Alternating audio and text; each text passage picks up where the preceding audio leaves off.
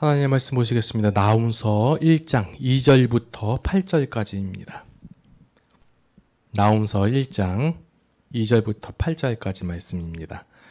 여호와는 질투하시며 보복하시는 하나님이시라. 여호와는 보복하시며 진노하시되 자기를 거스르는 자에게, 여호와는 보복하시며 자기를 대적하는 자에게 진노를 품으시며, 여호와는 노하기를 더디하시며 권능이 크시며 벌 받을 자를 결코 내버려 두지 아니하시느니라. 여호와의 길은 회오리 바람과 광풍에 있고 구름은 그의 발에 티끌이로다. 그는 바다를 꾸짖어 그것을 말리시며 모든 강을 말리시나니 바산과 갈멜이 쇠하며 레바논의 꽃이 시드는도다. 그로 말미암아 산들이 진동하며 작은 산들이 녹고 그 앞에서는 땅 곧 세계와 그 가운데에 있는 모든 것들이 솟아오르는도다. 누가 능히 그의 분노 앞에 서며 누가 능히 그의 진노를 감당하랴. 그의 진노가 불처럼 쏟아지니 그로 말미암아 바위들이 깨지는도다. 여호와는 선하시며 환난 날에 산성이시시라. 그는 자기에게 피하는 자들을 아시느니라. 그가 범람하는 물로 그곳을 진멸하시고 자기 대적들을 흑암으로 쫓아내시리라. 아멘. 미가 선지자에 이어서 이번엔 나훔 선지자인데요. 나훔 선지자는 그 위로자라는 이름을 갖고 있어요. 위로자. 그래서 하나님께서 유다 백성들을, 이스라엘 백성들을 위로하시는 장면 하면서 뭔 얘기하냐면, 오늘 뭐 내용 한번 읽어보셨지만 뭐 니느웨가 막 멸망당하는 얘기를 하잖아요. 완전 망하는 얘기. 그것을 하나님께서 막 보복하신다라고 얘기하는데, 이게 무슨 내용인지 한번 전체적으로 한번 살펴보고 말씀을 들어갈게요. 그 전에 미가 선지자 전에 요나 선지자 있었잖아요. 요나. 자, 요나하고 나훔 선지자의 사이 관계는 약 100년 정도 시간 차이가 있어요. 자, 당시의 강대국인 아시리아 제국의 그 수도라고 할 수 있는 니느웨 성에게 요나가 선포를 하니까 그때 요나가 대충 선포했다고 말씀드렸죠. 3일 길을 돌아야지만 그 둘레를 도는 데를 그냥 하루 길을 돌아다니면서 망한다 하고 돌아다녔는데, 참 신기하게도 니느웨 백성들이 다 회개를 했잖아요. 그러니까 하나님께서 용서를 하시고 그런 이제 하나님께서 모든 만민들을 소중히 여기신다라는 얘기를 했는데, 자, 100년이 지났어요. 그러면 회개했던 사람들이 다 돌이켜가지고 여전히 하나님을 딱 섬기고 그래야 되는데 그렇지 않았어요.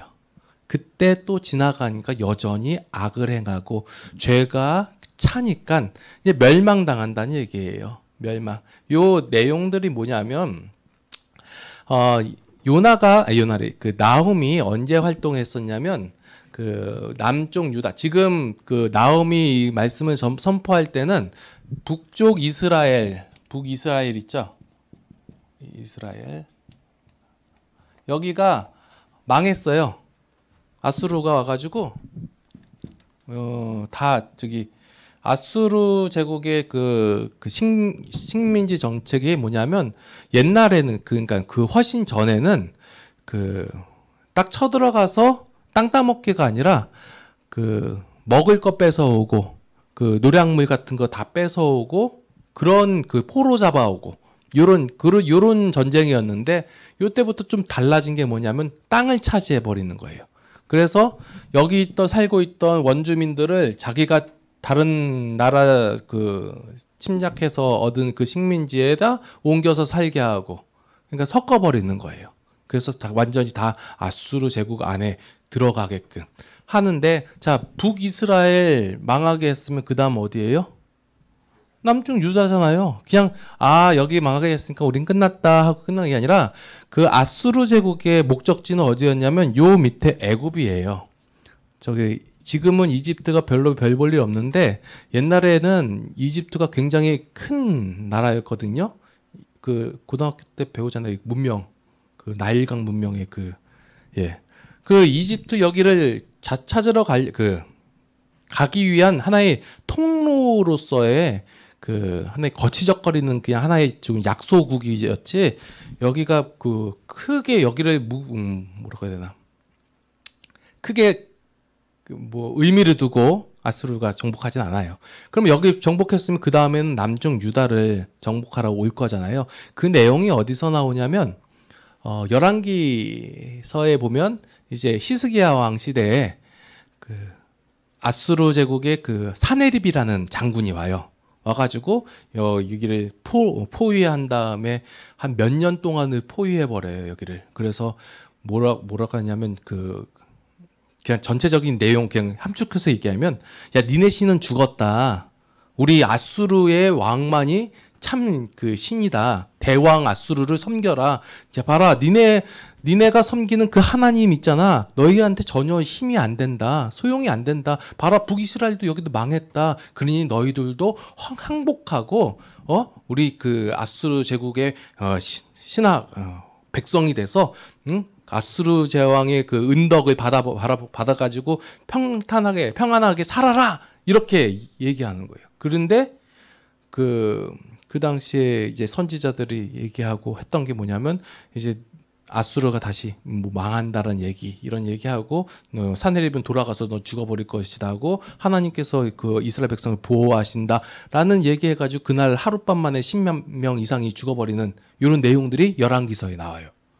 네, 물론 처음 듣는 것처럼 보이겠지만 일단 이게 그 얘기구나 하고 알 수 있을 거예요. 그럼 이러한 상황 가운데서 자 이스라엘이 여겼던 마음을 좀 알아봐야 돼요.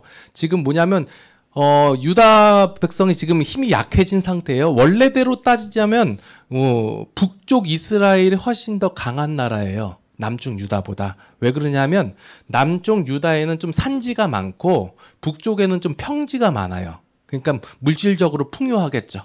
그러니까 풍요하다 보니까 어떻게 해요? 공격을 많이 받아요. 공격을 많이 받으면 어떻게 하겠어요? 군사력이 강해진단 말이에요. 그래서 북이스라엘이 남쪽 유다보다 좀 세요. 셌는데 여기 센 나라가 망했잖아요. 그럼 남쪽 유다에서 생각하기를 계속 걔네들이 와서 하나님을 알지 못하던 그 백성들이 이방 민족들이 와가지고 하나님을 막 멸시하고 있단 말이에요. 그리고 그 나라들의 이제 자기네들이 계속 이기고 있는 것이 바로 자신들이 섬기고 있는 신이 강하기 때문이다라고 하면서 하나님을 멸시하는 장면이 나와요. 예. 그때 하나님께서 이제 나움 선지자를 통하여 이제 선포하는 거예요. 오늘 내용들이. 유다 백성들도 하나님이 과연 우리 하나님인가? 우리 하나님이 힘이 없지 않나? 막 이러고 있을 때 망한 이유가 하나님이 북이스라엘이 망한 이유를 성경에선 선지자를 통하여 이스라엘의 죄악 때문에 망했다고 얘기했는데 이 사람들이 생각하기를 뭐라고 생각하냐면 하나님이 힘이 없어서 망했다라고 생각하고 있는 거예요. 예. 그럴 때 하나님께서 나온 선지자를 통해서 이제 선포하는 장면이 나오는 거예요. 봐요. 뭐냐면 너희의 원수들이 이제 하나님께서 보복하신다라면서 나오는 거예요. 그래서 지금 남쪽 유다의 사람들이 북이스라엘 멸망을 바라보면서 자신들의 잘못하고 있던 것은 기억하지도 않고 하나님에 대한 존재에서 대한 고민하고 있는 거예요. 이것은 마치 우리의 삶하고 똑같은 거예요. 내가 나의 죄 때문에 어떤 그 죄로 인하여 당하는 그 결과들을 당하면서 하나님은 살아계신 거야 하면서 내가 하나님의 백성이라며 내가 하나님의 성도라며 하는데 왜 나에게 이런 시련과 고난을 주십니까? 라고 말하는 이스라엘 백성과 우리의 모습이 똑같다는 거예요. 전혀 생각하지 않아요. 자신들의 죄로 인한 결과라는 것을. 예. 그럴 때 나움 선지자가 아수르의 멸망을 예언하면서 유다의 당함에 이 보복하시는 그 하나님의 모습을 보여주시는 거예요. 하나님의 모습을 우리가 한 편만 바라보면 안 되는 게 뭐냐면 하나님께서는 무조건 자비하시고 인자하시고 이런 게 아니라 하나님께서는 그 자기 백성이 당함에 따라 보복도 하시고 그리고 진노도 하시고 이런 장면들이 나타나는 것을 또 보여주므로 우리가 어떤 한쪽 면의 하나님만 바라보지 않게 이렇게 보여주시는 거예요. 자, 하나님께서는 우리를 보호하시고 인도하시지만 더 나아가서 우리를 위해서 싸우시는 하나님, 성도가 이것도 알아야 되는 거예요. 자, 보면 뭐냐면 우리가 알아야 할 내용들이 뭐가 있냐면 자, 이스라엘 백성들에게 계속해서 하나님께서 선지자를 통해 말씀하시잖아요. 회개하라. 그렇지 않으면 망한다라고 얘기를 하세요. 끊임없이 얘기하세요. 근데 안 됐잖아요. 계속 하나 이방 신 섬기고 우상 섬기고 하나님 멸시하고 계속 이른단 말이에요. 그럴 때 우리가 알고 있는 개념이 뭐냐면 죄를 저지르면 하나님께 와서 때리시고 진노하시고 벌 내리신다라는 개념이 우리 가운데 있어요. 그렇죠? 그런데 하나님은 그러시는 분 아니에요. 이게 우리가 하나님을 오해하고 있는 부분 중에 하나예요. 하나님은 어떻게 하시냐면 싸매 주시고 위로하시고, 예. 다른 놈들이 우리를 괴롭히려고 하면 걔네들한테 막 하지마 하면서 그 위협을 가하시고 이런 분이신데 우리가 오해를 하고 있단 말이에요. 이건 마치 부모님을 오해하는 거 마찬가지예요. 자기가 잘못을 저지르면 누가 제일 무서워요? 부모님이 제일 무섭죠. 부모님이 때리니까 막 그러니까 우리가 하나님을 이런 식으로 오해를 하니까 하나님에 대해서 좀 잘못 알고 잘못 행하는 거예요. 자, 보시면 사람이 죄를 짓잖아요. 하나님은 용서하시지만 죄는 절대 사람을 용서하지 않아요. 그래서 반드시 그 결과를 당하게 한다는 거예요. 그런데 그 결과가 이스라엘 백성들에게는 곧바로 안 오고 그랬거든요. 그 이유가 뭐냐면 하나님의 보호하심 가운데 있다는 거예요. 그런데 그 보호하심 가운데 있을 때 하나님이 이스라엘에게 내릴 수 있는 가장 큰 형벌이 뭐냐면 내어버려 두심이에요.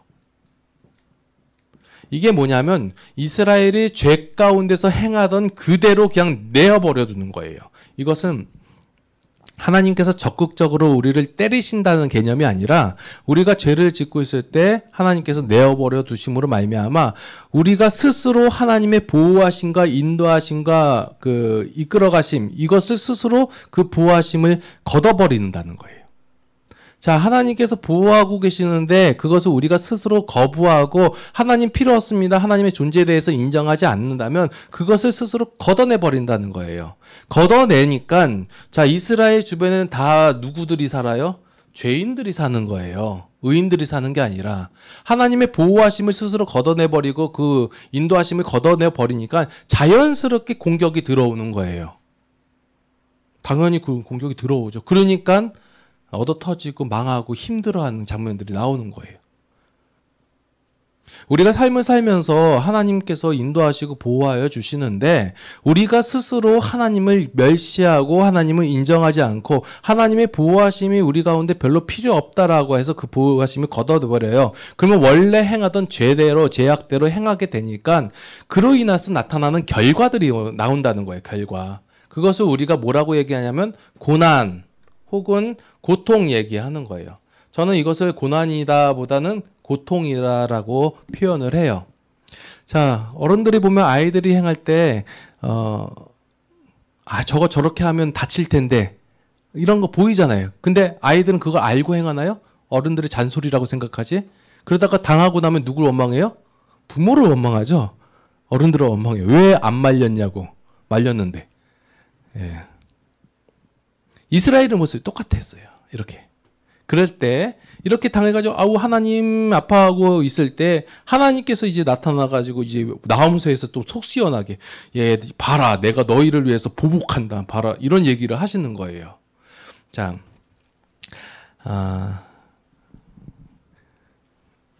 지금 요 상황이 어떤 상황이었냐면요. 하나님께서는 이스라엘 백성들을 이스라엘의 하나님이시잖아요. 그래서 목적은 뭐냐면 이스라엘 백성들이 하나님을 인정하고 하나님을 고백하고 하나님을 자신들의 하나님만을 섬기고 우상을 섬기지 않는 게 하나님의 목적이잖아요.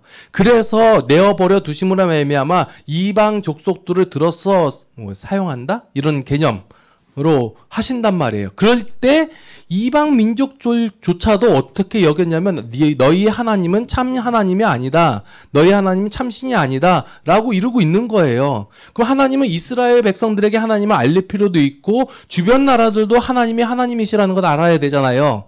그래서 어떻게 하냐면 이러고 있는 백성들, 이방 내려들에게 나홈서를 통해서 선포하시는 거예요. 뭐라고 얘기하시냐면 봐라 자기 백성에게 하나님께서 선택하신 이스라엘조차도 이렇게 망하게 하셨는데 하물며 그 백성, 자기 백성이 아닌 이방 민족들에게는 얼마나 그 죄에 대한 결과를 정확하게 당하게 하시겠냐, 이 얘기를 하시는 거예요. 그래서 아수르의 죄가 그 만연할 때 너희가 망한다라고 얘기를 하고 있는 거예요, 그걸. 제가 이해가 되게 설명하시는 건가요? 그러니까 하나님은 우리 성도가 하나님인 것을 알기를 원하세요. 그와 더불어 주변의 사람들도 같이 알기를 원하는 거예요. 네. 그래서 요 장면들이 나오는 거예요. 주변 나라 백성들이 지금 이스라엘에게 대하여, 유다에 대해서 바로 너희 하나님은 참 신이 아니다. 그 니느웨의 하나님이 참 하나님이다. 아수르의 하나님이 신이 참 신이다라고 얘기하고 있을 때, 자, 너희들을 위해서 잠깐 열어둔 것뿐이고 내어버려 두신 것뿐이지 너희 그 이방 민족이 옳기 때문에 이스라엘을 망하게 한 것은 아니다라는 거예요. 예. 여기서 한 가지만 더 짚고 나갈게요. 고난에 대해서 조금만 얘기하고요. 우리가 성도가 당하는 고난을 두 가지로 분류할 수 있어요. 자, 여러분들 생각 속에서 내가 당한 고난이 뭘까 한번 생각을 해보세요. 당하는 경우는 하나는 뭐냐면 그 죄로 인해서 당하는 결과, 요거예요. 자, 내가 하나님 앞에 그 정결하지 못하고 잘못을 행하여, 그러면 그 죄가 반드시 그 결과를 끌고 오잖아요. 그 결과로 당하는 것을 고난이라고 얘기해요. 그런데 나는 진짜 하나님 앞에 정직하게 행하고 잘했는데 내 인생에 이런 일이 일어나요.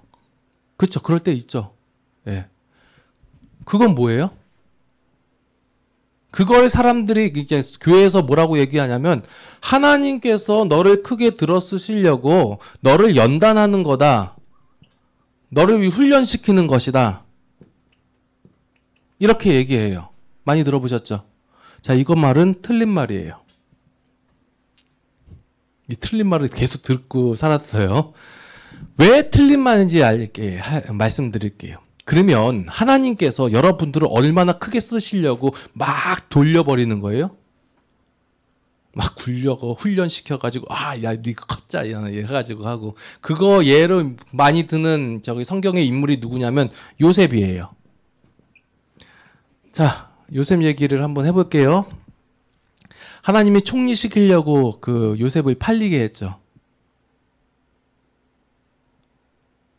꿈을 가져라 해가지고 꿈꾸게 했더니 나는 총리가 될 거야 하고 해가지고 하나님이 형제들한테 팔리게 하고 감옥에 갇히게 하고.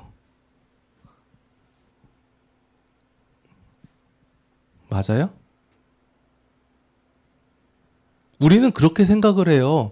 하나님께서 이스라엘 백성들을 구원하시고 크게 하려고 애굽이라는 그 큰 울타리 안에서 부흥하게 하시려고 하나님께서 요셉을 처음부터 찜하셔서 얘를 굴리기 훈련시키게 하는 거예요. 처음부터 막 이렇게 세워놓으면 교만할까봐, 겸손하게 살라고 종으로 팔리게 하고, 종에서 더 안 되니까 죄수로 완전히 죽음의 문턱까지 가게 하고, 그리고 하나님께서 총리 세웠다. 봐라. 하나님 얼마나 위대하시냐. 봐라. 지금 너가 당하는 그 고난도 하나님께서 나중에 크게 들어서시려고 지금 현재 너에게 가시로 주신 거야. 네 교만할까 봐. 라는 얘기를 많이 들었어요. 근데 어떻게 성경이 그래요? 아니다라는 걸 좀 말씀을 드릴게요. 우리가 왜냐하면 성경을 좀만 읽어도 이게 잘못된 말이라는 거 충분히 알 수 있는데 우리가 현혹돼서 그래요. 뭐냐면 하나님께서 요셉을 그렇게 그냥 하시려면 처음부터 그냥 요셉을 저기 태어나게 해요. 그냥 바로의 아들로 태어나게 하지. 그럼 총리 될 거 없이 그냥 바로잖아요. 왕. 우리가 착각하고 있는 것 중에 하나가 뭐냐, 하나님께서 이렇게 요래조래 이렇게 해가지고 만든다는 거예요. 그렇지 않아요. 여기서 우리가 알아야 될 것은 죄인을 알아야 돼요. 요셉이 팔린 것은 뭐냐면요, 형들이 죄인이기 때문에 그래요. 그럼 요셉은 죄인 아닌가요? 얘도 죄인이에요.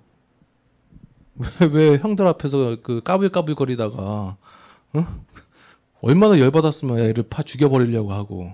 예. 그럼 형들도 그래요. 죄인이잖아요. 그러니까 얘를 죽이려고 하는 가운데서 하나님께서 살려주신 거예요. 그리고 종으로 팔려갔을 때도 마찬가지고, 거기에서 감옥에 갔을 때도 마찬가지고, 죄인들의 품박에 사는 거예요. 얘도 죄인이고. 그러니까 죄인들이 뭘 하냐면 해코지를 해요. 성도들이 하나님 말씀대로 살려가면 죄가 와서 뭐냐면 해코지를 해요. 이것을 저는 이제 성도가 당하는 고난을 두 가지 종류로 구분했을 때, 본인이 죄를 지어서 나타나는 결과나 죄의 해코지를 바라보는 거예요. 예. 그러면 하나님은 뭘 하시냐? 뭐 하실 것 같아요, 하나님은? 그냥 이렇게 보고 계세요? 예. 하나님께서는 뭘 하시냐면, 이러한 상황들을 뭘 어떻게 하시냐면 선용하세요, 선용. 이 고백이 나중에 요셉의 고백에서 나와요. 나를 먼저 애굽에 보낸 것은 하나님께서 민족을 구원하시기 위한 하나님께서 선용하신 것이다 라고 나오는 거예요. 죄가 아무리 해코지하고 우리가 잘못해가지고 그 결과로 고통을 당할 때 하나님께서는 그 모든 상황들을 선용하셔서 결국적으로 이 모든 사람들이 하나님이시다라는 것을 고백하게끔 이끌어 가신다는 거예요. 여러분들 뒤돌아보니까 내가 그런 고난을 당해서 그 순간에 하나님을 의지해서 내가 이렇게 그만큼 컸지, 아니면 내가 그 상황에서 이렇게 오히려 잘 됐지라고 말하는 것은 그 상황을 하나님께서 만들어가지고 너를 이렇게 잘 되게 만들기 위해서 그 상황을 일부러 주신 것이 아니라, 모든 우리 인생의 상황 가운데서 하나님께서는 오로지 우리들이 잘 되게끔 선용하신다라는 거예요. 이게 아주 미묘한 차이인데 하나님에 대해서 오해하고 있는 부분이 있기 때문에 이 말씀을 드리는 거예요. 자, 제가 만약에 뭔가 일을 하다가 사고를 당했어요. 그래서 다리를 먼저 다쳤어요. 계속 절어요. 그러면서 막 그것 때문에 막 낙심하는 게 아니라 그걸로 인해서 오히려 겸손해지고 하나님에서 일을 사역하는데 좀 더 도움이 되고 내 마음가짐이 바뀌고 그랬다. 그러면 하나님께서 너를 크게 쓰시기 위해서 다리를 다치게 하셨다 말이 아니라, 네가 다리 다친 상황을 하나님께서 선용하셔서 그 상황을 하나님께서 만들으셔서 너를 그렇게 이끌어 가셨다, 이렇게 고백이 나와야 되는 거예요. 자, 그러면 여기서 한 가지 더 들어갈 게 뭐냐면, 나는 하나님께서 크게 쓰실 거기 때문에 뭐 아무렇게나 행해도 돼, 이런 말이 나올 수가 없는 거예요. 죄는 반드시 그 결과이기 때문에 내가 아무리 죄 가운데 거해서 하나님께서 나를 구원하실 거야 라는 마음을 가질 수가 없는 게 뭐냐면, 그 고난 속에서 나타난 그 고통이 크기 때문에 그래요. 이 고통이 얼마나 큰지 몰라요. 예. 모르니까 그러는 건데 굉장히 커요. 그래서 선지서들을 통해서 계속 하나님께서 경고하시고 말씀하시는 이유가 뭐냐면, 자기 백성이 고난 당하는 것을 볼 수가 없어요, 하나님께서. 그래서 계속 경고의 말씀을 하시는 거예요. 지금 보면 나무서에서 그냥 이렇게 나왔는데, 당시에 열왕기서를 보면 이스라엘 백성들이 3년 동안 포위를 당해가지고 그 안에 있는 걸 다 먹고 나서 결국에는 뭔 얘기까지 나오면 네 똥을 먹고 네 오줌을 먹고 이런 얘기가 나와요. 그리고 더 나아가서는 내 자식이 오늘 내 자식 먹을 테니 내일은 네 자식 내놔라, 이런 얘기가 나오고, 그 고통이 굉장히 커요. 근데 그 고통을 선지자를 통하여 계속 선포하는데 모른다는 거예요. 지금 현재 우리의 삶도 마찬가지예요. 하나님께서 말씀 속에서 계속해서 우리를 두들기면서 말씀하세요. 그 죄의 결과가 온다. 그러니까 너희들은 그거 빨리 회개하고 돌이켜라 라고 얘기하는 거예요. 그래야 하나님께서 그 상황을 결국은 하나님께서는 선용하셔가지고 우리를 하나님의 그 장성한 분량에까지 이르게 하시지만, 그 과정 속에서 너무 힘들다라는 거예요. 그와 더불어 또 뭘 말씀하시냐면, 죄에 대한 해코지를 경계하라라고 말씀하세요. 반드시 일어나는 경우가 있어요. 언제 일어나냐면, 우리가 신앙 가운데서 자라나려고 하면, 그러니까 장성하고자 하는 그 가운데 있으면 반드시 사단의 위혹이 있고 해코지가 있다라는 사실 우리가 기억해 볼 필요가 있어요. 왜 이걸 말씀드리냐면, 경계하고 그런 일이 당했을 때 알고 당하면 덜 아프거든요.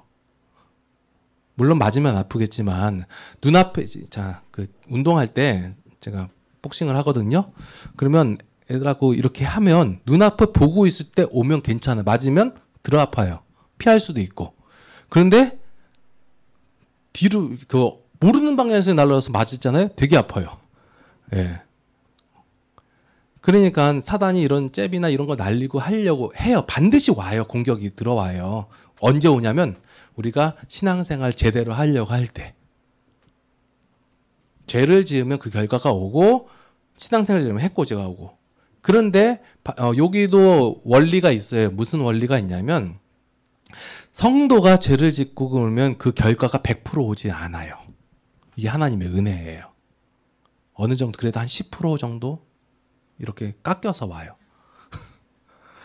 그게 또 더없이 하나님의 은혜예요.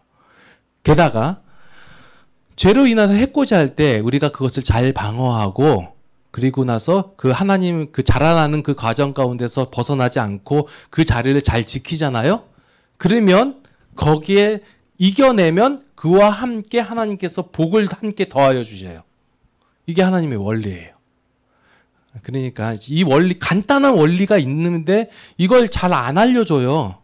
무조건 뭐 기도하라고만 얘기하고 무조건 뭐 네가 옛날에 너가 잘못해서 죄로 하나님께서 때리시는 거다 이렇게만 얘기하고. 이거 분별할 수 있는 지혜가 필요해요. 먼저.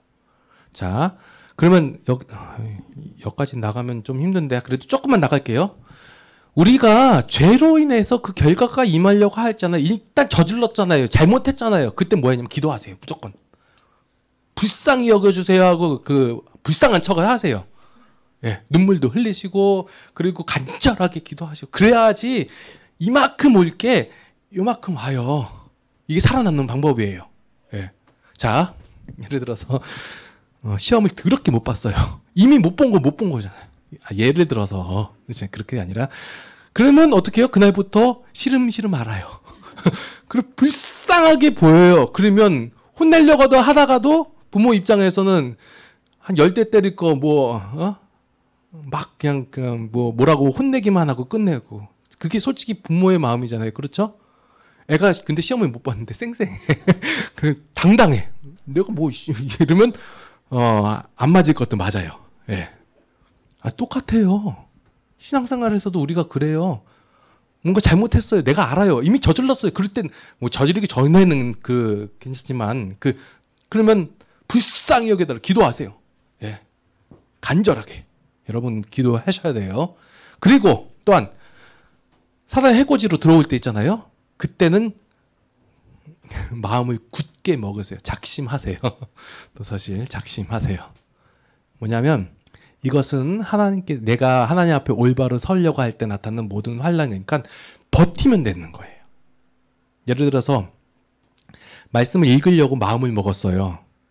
그러면 꼭 일이 일어나요. 못 읽을 만한 일이. 그럴 때는 버티세요, 그냥. 그러면 버티고 있기만 하면 예를 들어서 그러니까 주일날 예배 오려고 하는데 예배 못 올 일이 생겨요. 그런데 그냥 버티세요. 그러면 그 순간만 버텨내면 이게 계속해서 오는 게 아니라 몇 번 오다 말아요. 안 되겠다 하고 돌이켜가요. 사단의 속성이 그래요. 얘 한번 해봐야겠다 해가지고 달려 들어와가지고 너 성경 읽지 마. 야, 친구가 놀지 오늘. 해가지고 가요. 오늘 즐거운 일이 있어 하고 막 그런 걸로 잽을 날려요. 그러다가 몇 번, 한 두어 번 버티면요.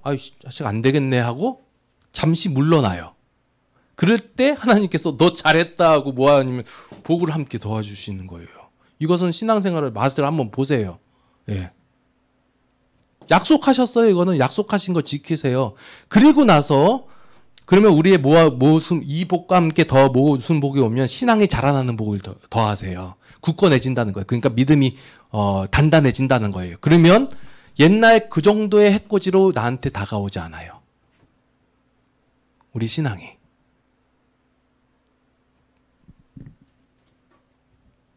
이게 복이 얼마나 큰지를 모르니까 사단이 조금만 해코지하면 휙 넘어가 버리는 거예요. 모르니까. 그래서 우리의 성도의 신앙이 맨날 그 자리예요. 물론 이건 목회자들의 잘못도 있어요. 이런 거 안 알려줘요. 안 알려주니까 맨날 당하는 거예요. 성도가. 맨날. 이건지도 구분 못하고 맨날 기도하고 여기는 버텨야 하고 강하게 버텨야 되는데 불쌍하게 이렇게 있으면 안 되는 거예요. 이거는요. 예. 그냥 하나님께서 이런 상황 가운데서 보호하여 주시는 거예요. 이스라엘 백성들이 낙심하여서 하나님이 우리의 신인가? 우리가 이렇게 당하고 있는데 당하고 잘 모르고 있어요. 뭐 죄로 인한 결과로 당하고 있는데도 모르고 하나님이 우리의 신입니까? 이러고 있을 때 하나님께서는 기꺼이 나타나셔가지고 내가 너희를 위하여 보복하리라 나오는 거예요. 물론 아수르도 그들의 죄로 말미암아 그 결과를 당하는 거예요. 봐라, 죄로 인하여 결과를 당하게 하겠다 하고 와 무너뜨리는 내용들이 이 나훔서 같은 경우는 시로 표현되고 하는 게 굉장히 그 문학적으로 어느 정도 수준이 있다라고 얘기를 해요. 예. 그러면서 나 아수르가 어떻게 망할 것이면서 이렇게 망한다, 전부 다 망한다는 얘기예요. 이렇게 봐. 그러면서 물음표로 끝나는 게 뭐냐면 맨 마지막 장 3장 19절에 보니까 내 상처는 고칠 수 없고 내 부상은 중하다. 내 소식을 듣는 자가 다 너를 보고 손뼉을 치나니 이는 그들이 항상 내게 행패를 당하였으며 아니더냐 라고 말하는 거예요. 너희의 죄의 결과로서 그렇게 당할 것이다 라고 말씀을 하시는 거예요. 전체 흐름이 좀 보이시나요? 예. 너무 재밌는 게 뭐냐면 미가서 다음에 얘기가 요나 다음에 이제 미가 얘기를 했잖아요. 지난번에 이제 그리고 나서 또 나훔서에서 봐라, 잠시만에 그 회개했다 할지라도 하나님께서 붙잡아 주시지 않고 하나님의 백성 삼아 주지 않으면 다시 원상태로 돌아가는 거예요. 그래서 결국은 다 망한다. 그렇지만 하나님께서 다시 세우신다라는 얘기가 이제 그 다음부터 또 나와요. 이 흐름이에요.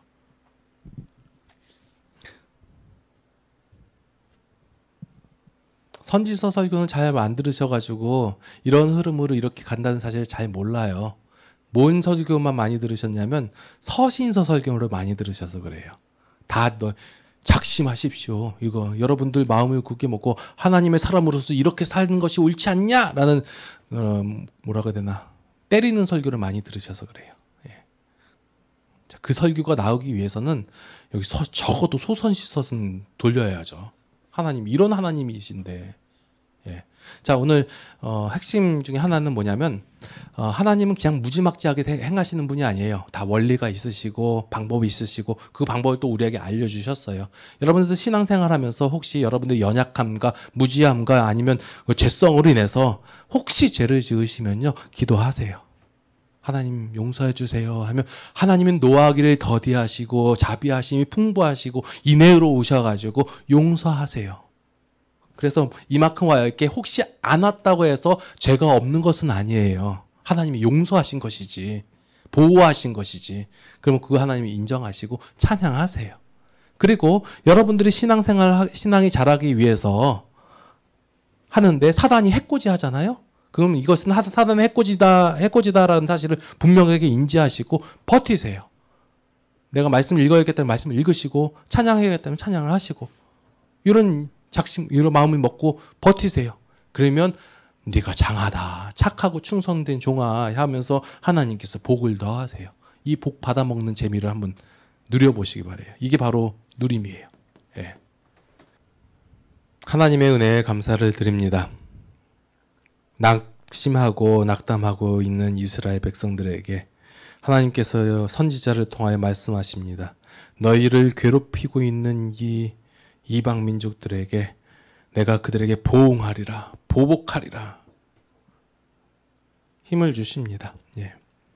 우리의 삶 속에서 인해서 참 우리가 억울해 보이고 힘들어 보이고 혹 죄인들로 인하여 그 죄인들이 행하는 것에 당하여 어려워하고 있을 때 하나님께서 말씀하십니다. 내 사랑하는 내 백성을 건드리는 저 악한 것들을 다 쓸어주겠다. 그들에게 보복하겠다. 예, 이 하나님의 모습이, 이 하나님의 선포가 우리에게 위로가 됩니다. 하나님, 우리가 삶을 살면서 먼저 죄를 짓지 않도록 하나님 저희들을 붙잡아 주시옵소서. 하나님을 의지하게 하여 주시옵고 하나님의 그 보호하심을 걷어버리지 않도록 인도하여 주시옵소서. 또한 하나님, 우리가 연약합니다. 그러니까 그 사단의 어떤 그 해코지에도 우리를 보호하여 주시옵고 그 해코지에 넘어가지 않도록, 쓰러지지 않도록 저희를 굳건하게 세워 주시옵소서. 한 주간도 살아갈 것입니다. 사단의 많은 미혹과 유혹이 있을 줄 압니다. 그것에 넘어가지 않으냐고 오로지 하나님만을 바라보고 하나님을 인정하며 하나님을 높이는 우리의 신앙이 되게 하여 주시옵소서. 그런 말미암아 하나님께서 주시는 그 큰 복을 받아 누리며 기뻐하며 살아가게 하여 주시옵소서.